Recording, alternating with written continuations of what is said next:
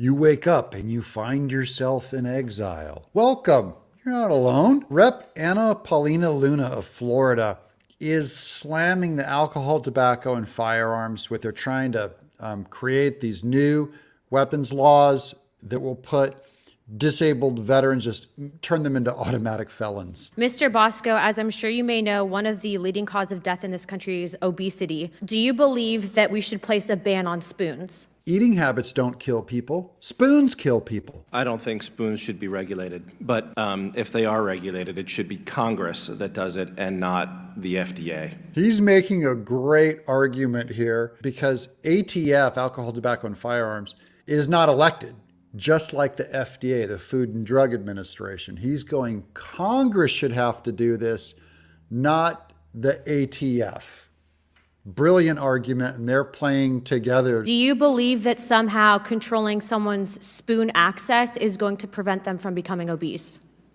Look at him smiling. He's cracking up. I don't believe that will make any difference, no. So this is an attack on the Second Amendment, and these two are defending it.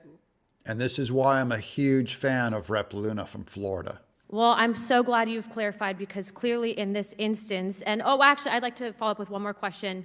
For veterans that are disabled, would this law turn those veterans who have served their country, regardless of party affiliation, into criminals? So this law will place burdens on every American who owns them, and it won't allow people to own this product without following through the process. So will veterans not be able to use the product?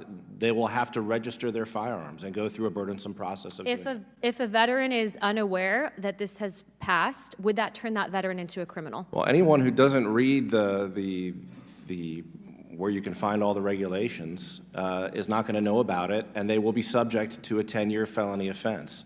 They won't just be made into criminals if this thing passes through unelected officials at the ATF.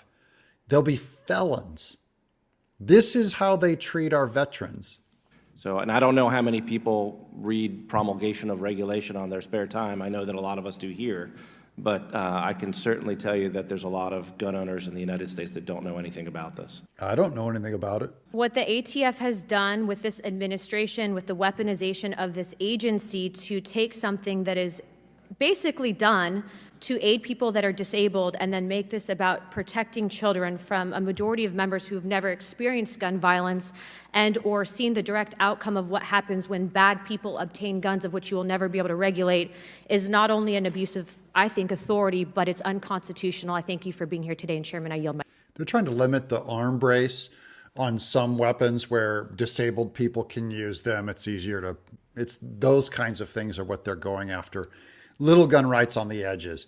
But Second Amendment is secured thanks to Rep. Luna. I'll keep you guys posted if I hear anything about how this comes out. I'm Doug in Exile.